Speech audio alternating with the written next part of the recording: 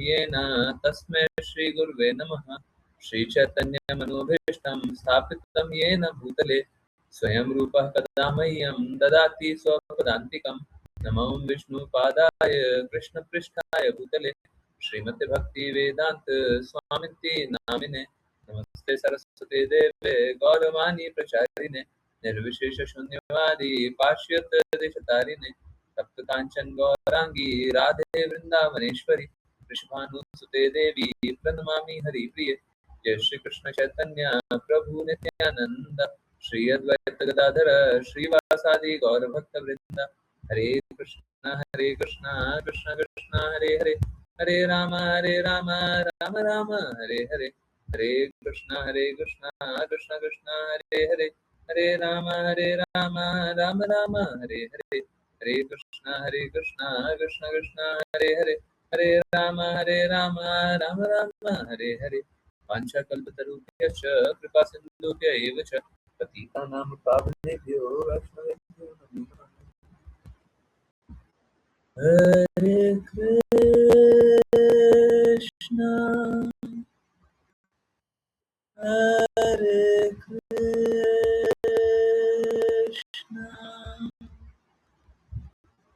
कृष्णा कृष्णा हरे हरे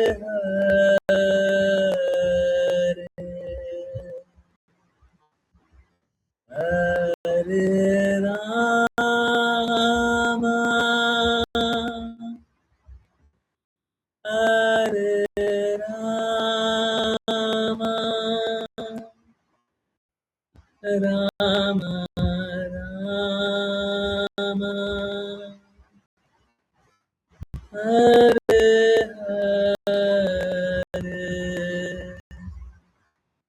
हरे कृष्णा हरे कृष्णा कृष्णा कृष्णा हरे हरे हरे राम हरे राम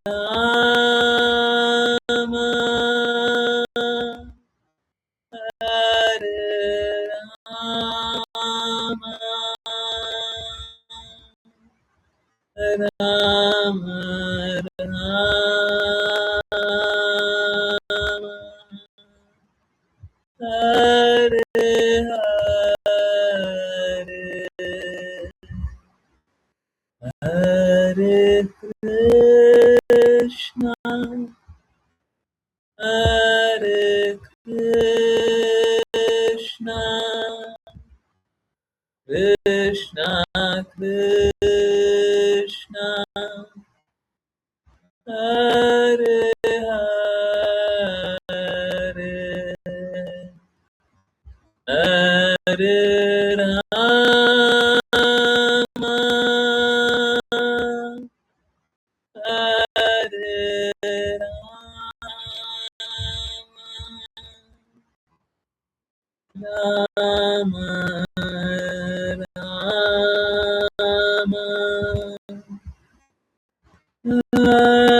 हरे।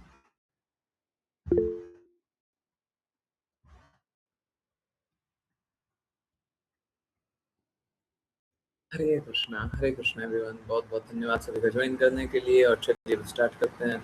श्लोक नंबर 68 अध्याय 2। तो जिन को कंटिन्यू करना है कृपया करके हैंड रेज करें। विपुल प्रभु जी प्लीज स्टार्ट करें। हरे कृष्ण। हरे कृष्ण गुरु जी।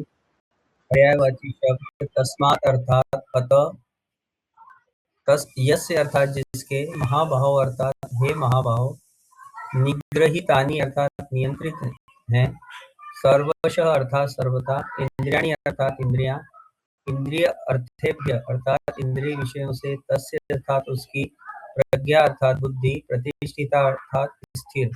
अनुवाद। अतः हे महाबाहो, जिसकी इंद्रियां विषय वासनाओं से संयमित है, वह निश्चित ही स्थिर बुद्धि वाला है। तात्पर्य: जैसे शत्रुओं को बलपूर्वक वश में किया जाता है, वैसे ही इंद्रियों को किसी मानवीय प्रयास द्वारा नहीं, बल्कि केवल भगवान की सेवा में लगाकर वश में किया जा सकता है। जिसने यह समझ लिया है कि केवल कृष्ण चेतना द्वारा ही कोई वास्तव में बुद्धि में स्थापित होता है, और कि किसी को इस कला का अभ्यास एक प्रामाणिक आचार्य गुरु के मार्गदर्शन में करना चाहिए, उसे साधक या मुक्ति के लिए उपयुक्त उम्मीदवार कहा जाता है। हरे कृष्णा, हरे कृष्णा।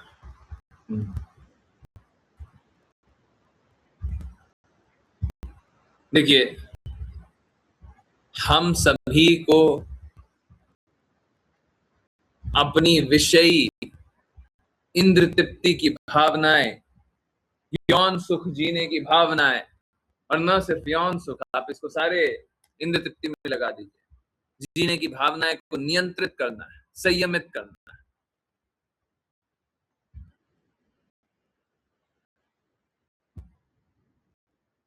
और संयमित करके उसे कृष्णा के लिए लगाना है। तो जो संयमित करके सब कुछ भगवान कृष्ण के लिए लगा ले, वो तो स्थिर बुद्धि, और जो नहीं लगा पाए वो अस्थिर। तो अधिकाधिक लोग तो कैसे हैं, वो अस्थिर वाले ही हैं, उनमें कभी स्थिरता नहीं रहेगी।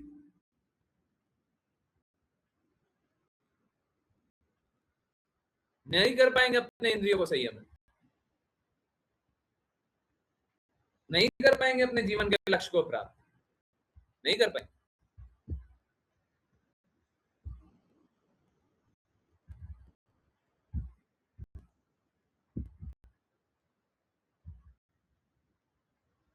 हमको ऐसा किसी प्रामाणिक आध्यात्मिक गुरु के निर्देश अनुसार करना चाहिए, क्योंकि बाकी लोग क्या करेगा, बाकी लोग अपना काल्पनिक बुद्धि लगाएगा। अब काल्पनिक बुद्धि से भक्ति तो होता नहीं है। कोई अपने आप को उत्तम समझना चाहता है तो लीजिए, उत्तम समझिए आप। हम तो वही वाले हैं, हम ही तो अधम।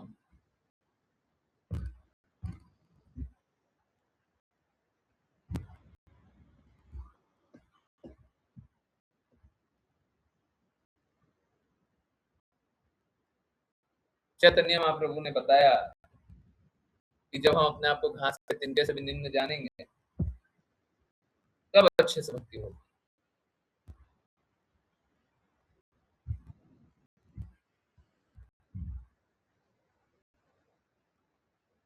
तो ये बात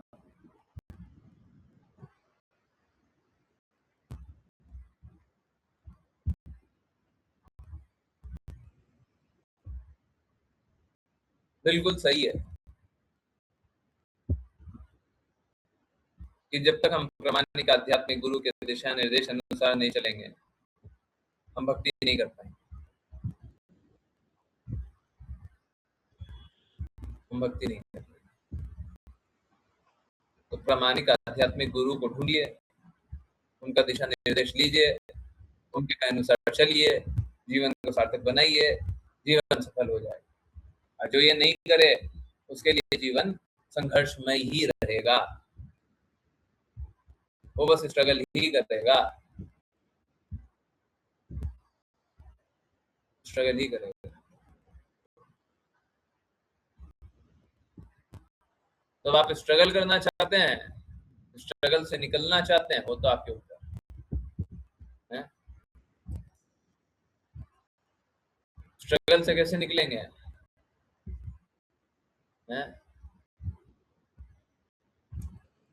तो ये तो आपको देखना पड़ेगा कि कौन है वो प्रामाणिक आध्यात्मिक गुरु, कौन है, और किसके कहे अनुसार चल करके आप अपने आप को, सभी को कष्टों से निकाल सकते।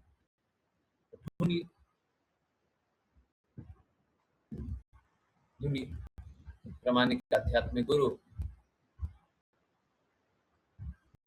नहीं तो इंद्र विषयी भावनाएं, इंद्र तृप्ति की भावनाएं, ये जाने वाली नहीं, ये नहीं। ओके, हाँ, भक्तों को क्या करना चाहिए ऋषा माता जी? हरे कृष्ण गुरु जी। समानार्थक शब्द या यानी जो, निशा यानी रात्रि, सर्व यानी समस्त, भूतानाम यानी प्राणियों की, तस्याम यानी उसमें, जागृति यानी जागता है, संयमी यानी संयमी पुरुष, यस्याम यानी जिसमें, जागृति यानी जागते हैं, भूतानी यानी सारे प्राणी, सा यानी वह, निशा यानी रात्रि, पश्यतः यानी चिंतनशील, मुनेह यानी मुनि के लिए। अनुवाद: जो समय सभी प्राणियों के लिए रात्रि है वह संयमी पुरुषों के लिए जागरण का समय है, और जो समय सभी प्राणियों के लिए जागरण का है वह आत्मचिंतनशील मुनि के लिए रात्रि है। तात्पर्य: बुद्धिमान पुरुष दो प्रकार के होते हैं, एक वे जो इंद्रिय तृप्ति के लिए भौतिक कार्यों में कुशल हैं, और दूसरे वे जो आत्म साक्षात्कार की उन्नति में सजग एवं चिंतनशील हैं। चिंतनशील मुनि अथवा विवेकी पुरुष की क्रियाएं भौतिकता मग्न व्यक्तियों के लिए रात्रि हैं। भौतिकवादी व्यक्ति ऐसी रात्रि में आत्म साक्षात्कार के अज्ञानवश निद्रित रहते हैं।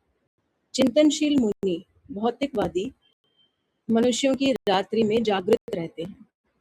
मुनि आध्यात्मिक संस्कृति की क्रमिक उन्नति में अलौकिक आनंद का अनुभव करते हैं, जबकि भौतिक क्रियाओं में लगा व्यक्ति आत्म साक्षात्कार के प्रति निद्रित होने के कारण इंद्रिय सुख के विविध स्वप्न देखता है और कभी सुखी तो कभी दुखी अपनी निद्रा की अवस्था में अनुभव करता है। चिंतनशील पुरुष सदैव भौतिक सुख दुख के प्रति उदासीन रहता है। वह अपने आत्म साक्षात्कार के कार्यों में अविचलित होकर प्रवृत्त रहता है। हरे कृष्ण गुरु जी।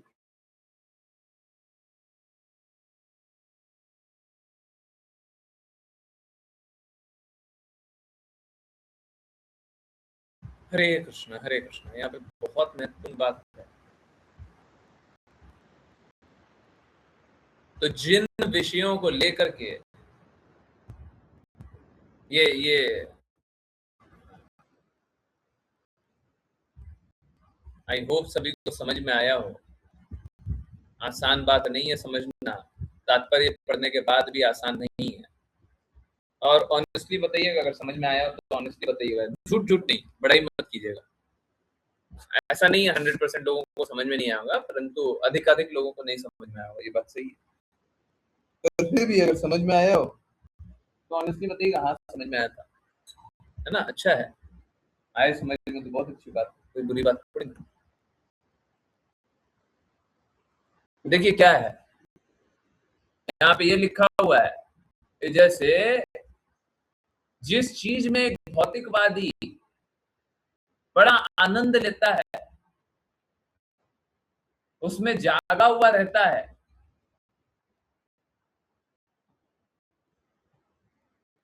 एक जो आध्यात्मिक व्यक्ति है, एक जो संयमी व्यक्ति है, वो उसमें सोते रहता है।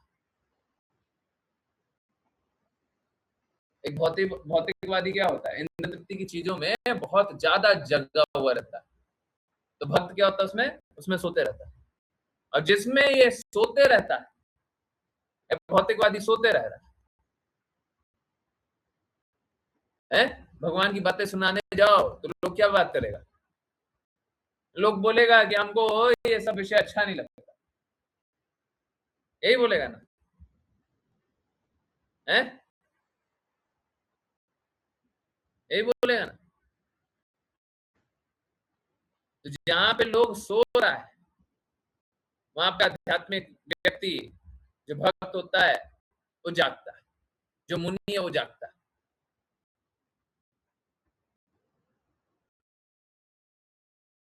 समझ आया था? समझ आया था? बड़ा सरल बात। जहाँ पे भौतिकवादियों को आनंद आता है वहां पे एक भक्त सोता है, हमको ये सब नहीं चाहिए। और जहाँ पे भौतिकवादी सोते रहता है कि हमको वो सब नहीं चाहिए, वहां पे भक्त जागता है। इसीलिए एक भक्त और एक अभक्त का कोई मेल नहीं है, कोई मेल नहीं।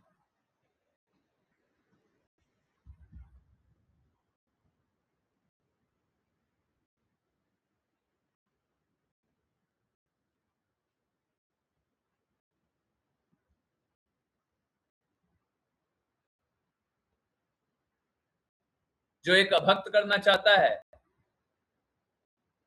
वो भक्त के लिए निंदित,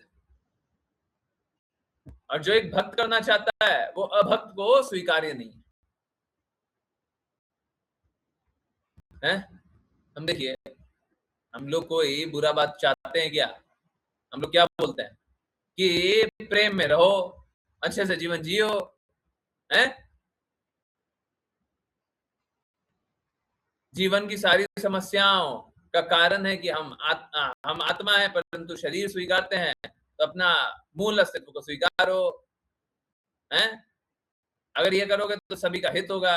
पर एक भौतिकवादी को अच्छा नहीं लगता, भौतिकवादी को वार अच्छा लगता है। जो वार चलते रहता है ना, जो दुनिया में पूरा युद्ध चल रहा है, वो अच्छा लगता है।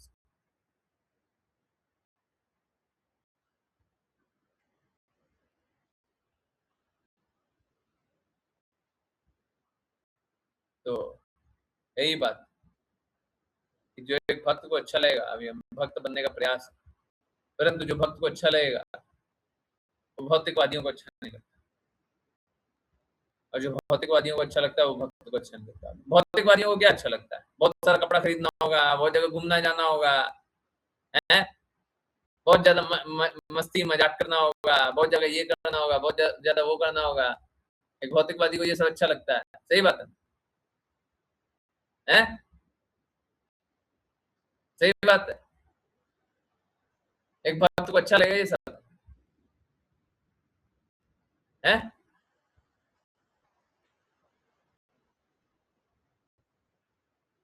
परंतु यहाँ पे हम लोगों को सावधान रहना चाहिए। जब हम लोग भौतिकवादियों से बात करें ना, ये बहुत इंपॉर्टेंट बात है, तो उनको हम लोगों को अपना निम्न स्थिति नहीं बताना चाहिए कि हम तो देखिए हम तो कहीं नहीं जाना चाहते, ये सब गलत बात। एक भौतिकवादी के सामने जाइए तो इस प्रकार से मत बोलिए कि हम तो निम्न है, हम तो तुच्छ है, ये सब मत बोलिएगा। समझ आ रहा नहीं आ रहा है?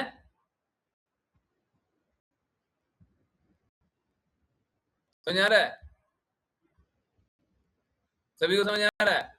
हम तो बहुत छोटे हैं, हमारा तो कोई, अभी एक बिटिया है, स्पेसिफिकली एड्रेस कर लेते हैं। सौम्या बिटिया, है, गलती से ये मत बोलना, अगर भौतिकवादी सब मिलेगा तो ये मत बोलना हमको तो, हमारा तो कोई ये ही नहीं है, हमको तो चाहिए ही नहीं। अरे देखो, हमारा अपना जीवन है, हम अलग तरीके से जीते। भौतिकवादी को जाकर के अपना निम्न स्थिति नहीं बताते हैं। जब उसमें कोई भक्ति का गुण होगा तब जाकर के हम उससे उस प्रकार का बात करेंगे, ठीक है? जब इसमें कुछ कुछ शुद्धता होगी तब उससे ऐसा बात करेंगे। अगर भौतिकवादियों को जाकर के हम इस प्रकार से बताने लग गए, सबके लिए ही बात सही है। आज भी किसी से बात हो रहा था, आज या कल, भौतिकवादी को बता दो कि हमारा तो कोई इच्छा ही नहीं है, बस एक ही इच्छा है, भगवत भक्ति की इच्छा है, तो सब आपको धिक्कारेगा ही। हुआ है ना? जब भी किसी ने ऐसा किया है, दुत्कारा गया आपको, हमारा तो कोई और इच्छा है ही नहीं, तो दुत्कारा गया, है ना?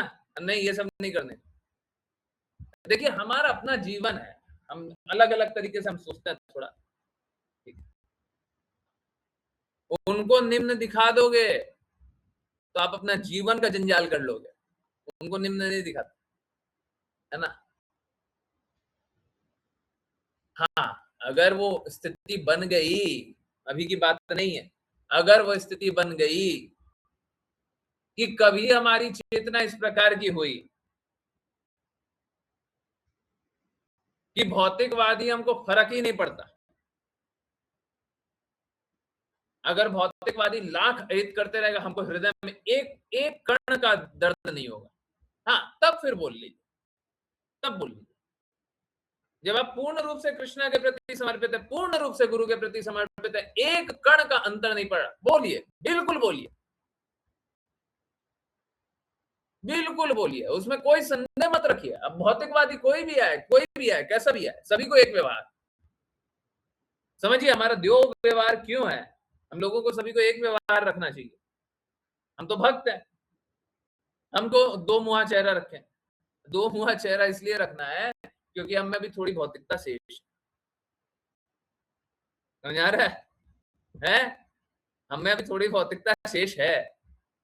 अब भौतिकता शेष होने के कारण वो हमारी भौतिकता पे चोट करेंगे और बोलेंगे देखो बड़ा भक्त बनने आए थे, अभी इतना गंदगी है, ये भी बुराई है, वो भी बुराई है। इसीलिए अपना एलिवेटेड पोजीशन या निम्न स्थिति नहीं बताते। अभी किसी को मैंने गलती बताया, वो बोले हाँ हम तो कभी गलती करते ही नहीं है, ये अचानक से एक गलती हो गया। अब कोई अपने आप को अपने इतना ऊंचा समझ ले तो उसको क्या करेक्ट करेंगे, क्या सही बताएंगे? समझ आ रहा है सभी को? पहले से ही तुम ऊंचे हो, पहले से ही तुम पहुंचे हो।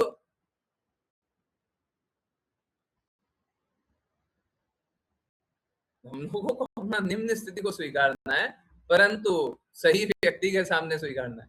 भौतिकवादियों के सामने स्वीकारिएगा तो आपको और आपका मजाक बनेगा, है ना? अभी कोई आया हुआ था तो वो भौतिक दृष्टिकोण से ही चीजों को देखते हैं। तो इनफैक्ट ऋषा माता जी इज अ विटनेस, पता नहीं उनको याद है नहीं है, ऋषा माता जी के सामने ये बात हुई तो उनने बोला था, कुछ कुछ बातें हो रही थी तो फिर मैंने बताया था कि हमारा तो कोई दृष्टिकोण है ही नहीं, हमारा कोई इंटेलिजेंस नहीं है। इंस्टेंटली चेहरे पे जोर से स्माइल आने लगी और हंसने लग गया।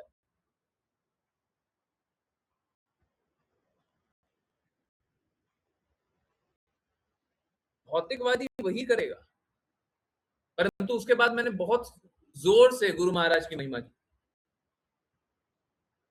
गुरु महाराज के पास परफेक्ट ज्ञान है, जब वो परफेक्ट बता रहे हैं, हम परफेक्ट को रिपीट कर रहे हैं तो पहले ही परफेक्ट हो चुके हैं।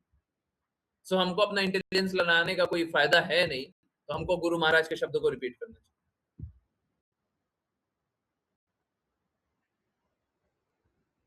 तो अगर आप में वो दृढ़ता हो कि गुरु की महिमा करोगे, कृष्णा की महिमा करोगे और कुछ भी बोलने आ जाएगा तो आप डिफेंड करने के लिए तैयार हो, बिल्कुल कीजिए, बिल्कुल कीजिए। नहीं तो हमको नहीं बोलना चाहिए, अपना उच्च स्थिति मत बताइए। दुनिया में जाकर के गा रहे हैं हम तो भक्त हैं, हम तो भक्ति कर रहे हैं। अरे गुरु की बात आती है तो खड़े नहीं रहते हो, दो चार बात होगा आपका आपका मजाक बना करके चला जाएगा। समझिए बात को, अगर गुरु की महिमा की है तो अंतिम सांस तक गुरु की महिमा होनी चाहिए, अंतिम सांस तक गुरु की महिमा होगी। कोई मेरे सामने गुरु की अवहेलना नहीं करेगा। कृष्णा की महिमा की है तो कृष्णा की महिमा के साथ खड़े रहेंगे। अगर कोई गुरु की अपमान कर दे, कृष्णा का अपमान कर दे, तो हमको वो स्थान छोड़ देना है, उनके उनको गलत साबित कर देना है, या हमको शरीर छोड़ देना। तीसरा वाला ऑप्शन नहीं दे रहा। या तो उनको हरा दीजिए, तुम बहुत बड़े मूर्ख हो तुम जो तुम ये बात बोल रहे हो, तुम तो यही कहेंगे वो हरा दीजिए, परंतु ये स्थिति क्यों ला रहे हो? अगर कोई इनकेपेबल है तो ये स्थिति मत लाइए। बोलिए कृष्णा के बारे में, बोलिए गुरु के बारे में बोलिए। पर हम लोग देखिए, अगर क्या है, अगर आपने गुरु का अपमान किया हो या सुना हो तो आपकी भक्ति वहीं पर नाश है, खत्म। अब गुरु कृपा करेंगे तो भक्ति कंटिन्यू करेंगे, और गुरु कृपा हटा लिया, कभी भी हटा लिया, खत्म।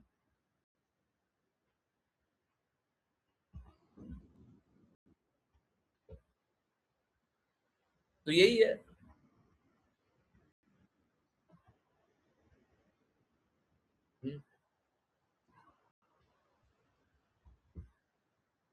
इसीलिए हम लोगों को भौतिकवादियों से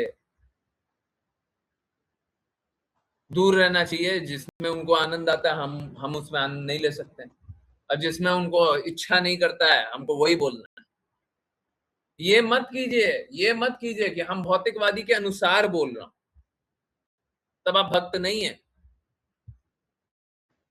एक भक्त मात्र भगवान के अनुसार बोलता है और किसी के अनुसार नहीं बोलता। एक भक्त का बस एक हेतु होता है, एक लक्ष्य होता है, एक कारण होता है, दूसरा कोई कारण नहीं होता। ठीक है। अगर भौतिकवादियों को प्रसन्न करने के लिए आप बैठे हुए हो तो आप भक्त हो ही नहीं, भक्ति छोड़ो। और जो एक भक्त होता है वो इस भौतिक जगत के सुख और दुख के प्रति इंडिफरेंट होता है। यहाँ पे जो बात लिखा हुआ है, चिंतनशील पुरुष सदैव भौतिक सुख दुख के प्रति उदासीन रहता है, कोई अंतर नहीं पड़ता। सुख आ रहा है दुख आ जाए कोई अंतर नहीं पड़ता, तब भक्त हुए। क्योंकि अगर अंतर पड़ता है तो इसका मतलब क्या है? इसका मतलब ये है जब तक एक परिस्थिति है तब तक आप भक्त हो। समझ आ रहा है नहीं आ रहा? जब तक अच्छी परिस्थिति आप भक्त हो, जब तक बुरी परिस्थिति है तब तक आप भक्त हो, उसके बाद भक्त नहीं। या एक परिस्थिति में आप ज्यादा अच्छे भक्त हो, दूसरे परिस्थिति में कम अच्छे भक्त हो, तो ये भक्त तो नहीं हो सकता। भक्त का ये गुण तो नहीं हो सकता। तो हमको संभाव रखना पड़ेगा, चाहे कुछ भी होता रहे। हमारी भक्ति, हमारी गुरु पे दृढ़ता, हमारी गुरु की निष्ठा कम नहीं होगी। हाँ, अब ठीक है। और यही बात लिखा, वह अपने आत्म साक्षात्कार के कार्यों में अविचलित होकर प्रवृत्त हो। बाकी सब कुछ चल रहा है, जो अच्छा बुरा सब चल रहा है, चलने दो, हमको अपना आत्म साक्षात्कार करना है, हम आगे बढ़ रहे। ये बात। और यहाँ पे साफ साफ यहाँ पे भी लिखा हुआ था, गुरु के हाँ, क्या प्रामाणिक गुरु के आज्ञा अनुसार, कहीं पे तो लिखा होता है क्या? लिखा है ना? हरे कृष्ण गुरु जी, इसके पहले वाले श्लोक में। अच्छा, इससे पहले वाले श्लोक में प्रामाणिक गुरु के, हाँ ये प्रामाणिक आध्यात्मिक गुरु के मार्गदर्शन। ओके, चलिए। मेरे को लगा वो बात नहीं हुआ, बात ही नहीं हुआ। ओके, हाँ, आश्लेषा माता जी, हरे कृष्ण। हरे कृष्ण गुरु जी। पर्यायवाची शब्द आपूर्यमानम यानी सदा पूर्ण रहते हुए, अचल प्रतिष्ठम यानी अटल स्थिति में, समुद्रम यानी सागर को, आपह यानी जल, प्रविशन्ति यानी प्रवेश करते हैं, यद्वत यानी जिस प्रकार, तद्वत यानी उसी प्रकार, कामः यानी इच्छाएं, यम यानी जिसमें, प्रविशन्ति यानी प्रवेश करती है, सर्वे यानी समस्त, सह यानी वह व्यक्ति, शांतिम यानी शांति, आप अपनोक्ति यानी प्राप्त करता है, न यानी नहीं, कामी यानी इच्छाओं को पूरा करने वाला। अनुवाद: एक व्यक्ति जो निरंतर इच्छाओं के प्रवाह से विचलित नहीं होता, जो नदियों के समान सागर में प्रवेश करती है, जो सदा भरा रहता है किंतु सदा शांत रहता है, वही शांति प्राप्त कर सकता है, न कि वह व्यक्ति जो ऐसी इच्छाओं को पूर्ण करने का प्रयास करता है। तात्पर्य: यद्यपि विशाल सागर सदा जल से भरा रहता है, वह विशेषकर वर्षा ऋतु में और अधिक जल से भर जाता है, किंतु सागर वैसा ही रहता है, स्थिर। वह विचलित नहीं होता, न ही अपने तट की सीमा को पार करता है। यही बात कृष्ण भावना भावित व्यक्ति के लिए भी सत्य है। जब एक किसी के पास भौतिक शरीर है, इंद्रिय तृप्ति के लिए शरीर की मांगे बनी रहेंगी, किंतु भक्त ऐसी इच्छाओं से विचलित नहीं होता, क्योंकि वह पूर्णतया संतुष्ट है। कृष्ण भावना भावित व्यक्ति को किसी वस्तु की आवश्यकता नहीं होती, क्योंकि भगवान उसकी सभी भौतिक आवश्यकताओं को पूर्ण करते हैं। अतः वह सागर के समान है, स्वयं में सदा पूर्ण।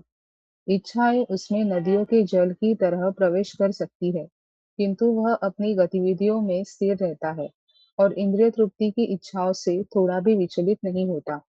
यही कृष्ण भावना भावित व्यक्ति की पहचान है, जिसने भौतिक इंद्रिय तृप्ति की सभी प्रवृत्तियों को खो दिया है, यद्यपि इच्छाएं उपस्थित है। क्योंकि वह भगवान की दिव्य प्रेममय सेवा में संतुष्ट रहता है, वह सागर की तरह स्थिर रह सकता है और इसलिए पूर्ण शांति का आनंद ले सकता है। किंतु अन्य, जो मोक्ष की सीमा तक भी इच्छाओं को पूर्ण करते हैं, भौतिक सफलता की तो बात ही छोड़िए, कभी शांति प्राप्त नहीं करते। कर्मयोगी, मुक्ति प्रार्थी और योगी जो रहस्यमय शक्तियों के पीछे पीछे है, सभी अतृप्त इच्छाओं के कारण दुखी है। किंतु कृष्ण भावना भावित व्यक्ति भगवान की सेवा में सुखी है और उसकी कोई इच्छा पूर्ण करने योग्य नहीं है। वास्तव में वह तथाकथित भौतिक बंधन से मुक्ति की भी इच्छा नहीं करता। कृष्ण के भक्तों की कोई भौतिक इच्छाएं नहीं होती और इसीलिए वे पूर्ण शांति में है। हरे कृष्ण गुरु जी। हरे कृष्णा, हरे कृष्णा। देखिए यहाँ पे बहुत महत्वपूर्ण बात, एक भौतिक भक्त, एक भौतिकवादी के लिए,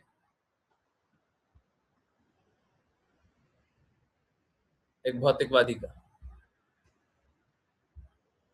कभी इच्छा तृप्त नहीं हो सकता।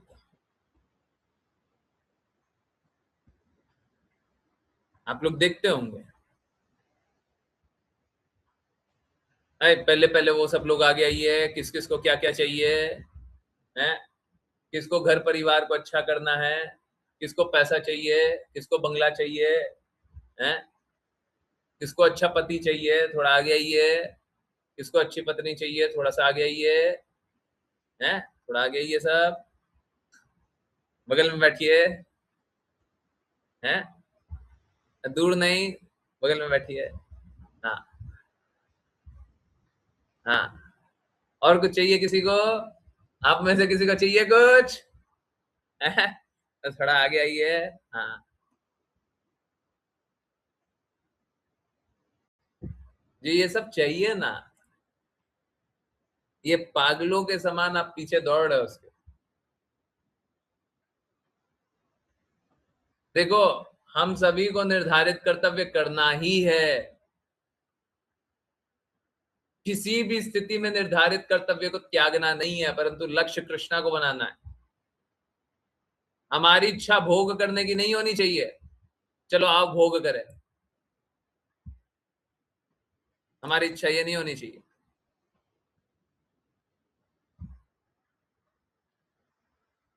ये भोग करने की जो इच्छा है ना, वो कभी समाप्त नहीं होगी। जो ये अच्छा परिवार, अच्छा संबंध, अच्छा धन, अच्छा ज्ञान, अच्छा बल, अच्छा यश, अच्छा ये, अच्छा वो, कभी अच्छा नहीं होने वाला। इस जगत में कुछ अच्छा नहीं होने वाला। दुखालय है, अच्छा चाहिए तुमको, इतने नशे में है कि भगवान एक बात बोल रहे हैं, उसके विपरीत जाकर के कुछ और बात बोलते हैं, इतना नशा है। अभी भी आपको घर परिवार रिश्ता यही सब चाहिए, यही सब करते रहना, करते रहो नशा। ये दुखालय है। तो प्रश्न ये होना चाहिए, दुखों से कैसे निकले जी? अगर हमको जाना है नॉर्थ, हम गलत से ट्रेन में बैठ गए, साउथ वाले ट्रेन में बैठ गए, तो हमारा जिज्ञासा ये होना चाहिए कि हम गलत आ गए जी, हमको सही जाना है। हमको ये नहीं होना चाहिए चलो कोई बात नहीं, अभी हम साउथ आ गए तो साउथ में ही अपनी व्यवस्था बना लेते हैं अच्छे से रहने की। समझ आ रहा नहीं आ रहा? अरे नॉर्थ जाना है तो नॉर्थ ही में जाना है ना। हम लोग तो ये कर रहे हैं कि चलो भौतिक जगत में आ गए तो भौतिक जगत में ही अच्छी व्यवस्था बना लो। ए बंगला बनाओ जी, अच्छा बंगला बनाओ, एक गाड़ी बनाओ, एक परिवार अच्छे से चलना चाहिए। ये क्या चल रहा है? इस जगत में कोई व्यवस्था अच्छी नहीं बनेगी। ये जगत हमारी अच्छी व्यवस्था बनाने के लिए नहीं है। ये जगत हमारे को सत्य स्वीकारने के लिए है। और सत्य क्या है? ये दुखालय है। सत्य क्या है? कि असली प्रेम भगवान कृष्ण के संग है। सत्य क्या है? हमको कृष्णा के लिए करना चाहिए। करने लग जाते हैं जगत के लिए। और अगर आंख खोल करके आप देखिएगा तो सबने आपको दुत्कारा है। आप खराब नंबर लेकर गइए, खराब धन कमाइए, उनको भौतिक व्यवस्था थोड़ा सा खराब करके दिखाइए, देखिए कैसे खराब हो जाएगा सब।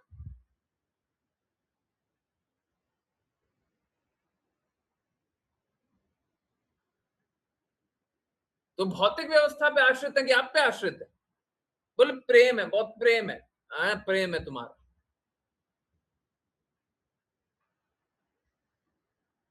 उसको भौतिक आवश्यकता चाहिए। हमको कोई प्रेम प्रेम नहीं। झूठे लोग। आई लव यू है। एक भगवत भक्ति होता है। और देखिए बात कैसा हो सकता है, हमारे जो संबंधी है उसमें भी थोड़ा भक्ति का गुण हो। अरे भक्ति का गुण होगा तो भक्ति का गुण तो कृष्णा से आ रहा है, भक्ति का गुण तो गुरु से आ रहा है। शुद्ध शुद्ध प्रकृति कहां से आ रही है? शुद्धता तो कृष्णा और गुरु से आ रहा है।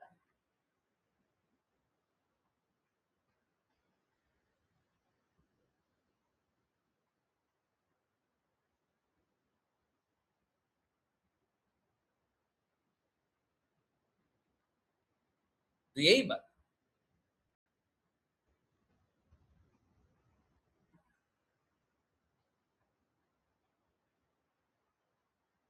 यही बात।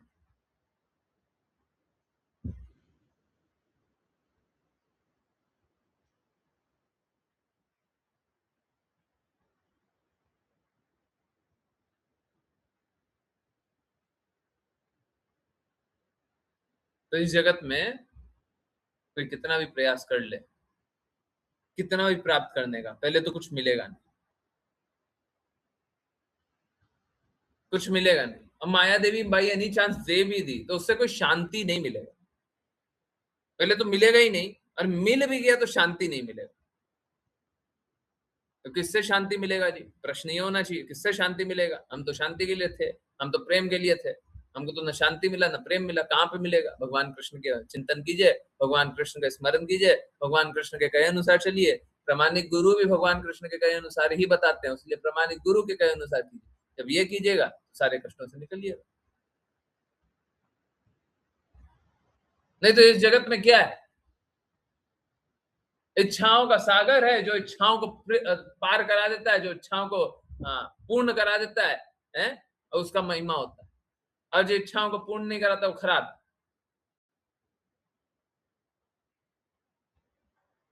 है। आसक्ति और इच्छा भरी पड़ी,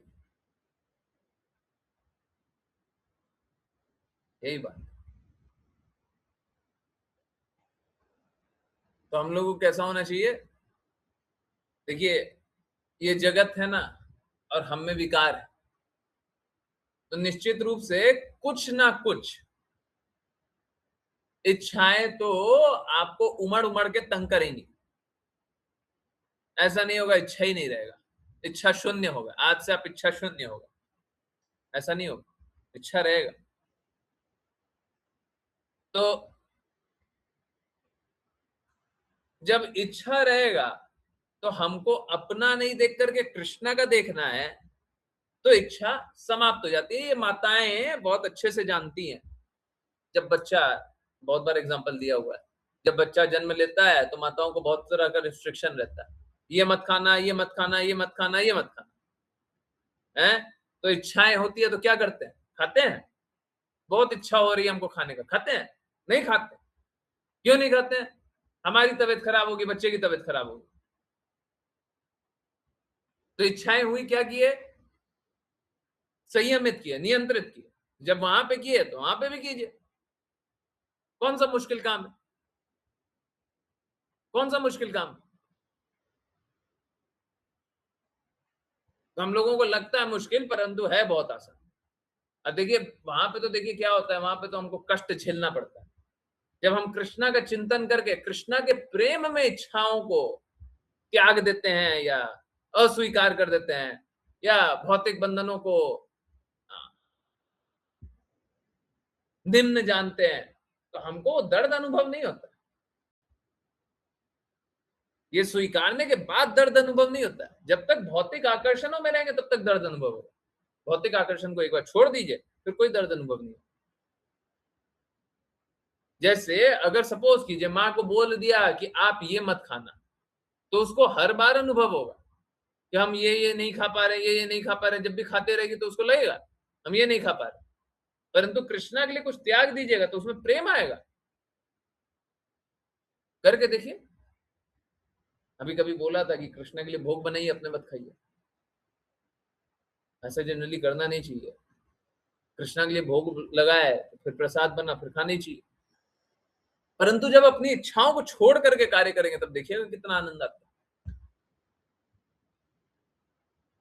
सच में प्रेम अनुभव, बोलने की बात नहीं। तो कृष्णा के लिए करने से कोई कोई घाटा नहीं होता किसी का, है प्रेम अनुभव होता है, तो होना चाहिए। ठीक है, चलिए अब करते हैं वैष्णव प्रणाम मंत्र। जिन किन्हीं को वैष्णव प्रणाम मंत्र करना कृपया करके हैंड रेस करें।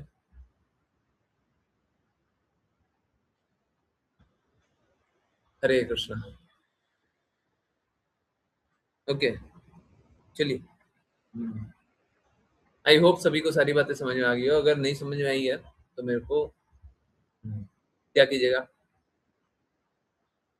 10:15 बजे पूछ लीजिएगा, नहीं तो व्हाट्सएप पे मैसेज कर दीजिएगा। 10:15 बजे पूछ लें, बहुत अच्छा। करते हैं वैष्णव प्रणाम मंत्र। तेजस्वी माता जी। हरे कृष्ण। हरे कृष्ण गुरुजी। वाञ्छकल्पतरुभ्यश्च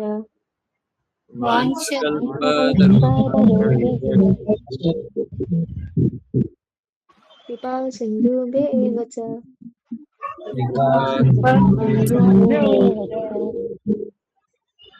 पतितानां पावनेभ्यो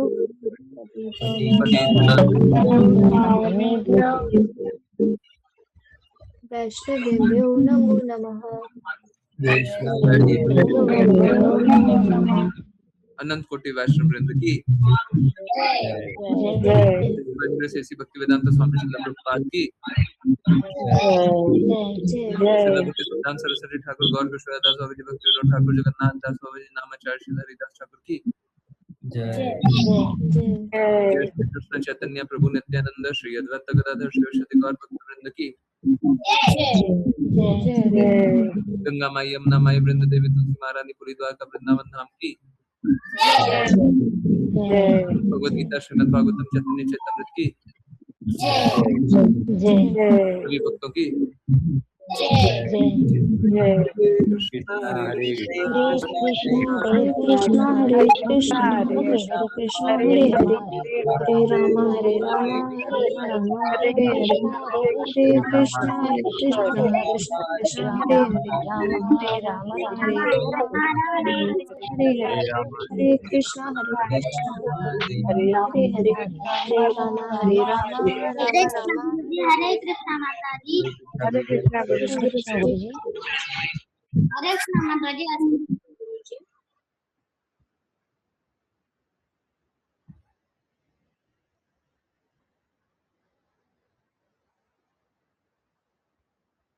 किन्हीं की कोई जिज्ञासा है चैट में लिखा हुआ नहीं, आई डोंट थिंक है। ठीक है, तो आप कृपया करके जो भी जिज्ञासा है 10:15 बजे के आसपास पूछें। 10 बजे के बाद कभी। वृंदा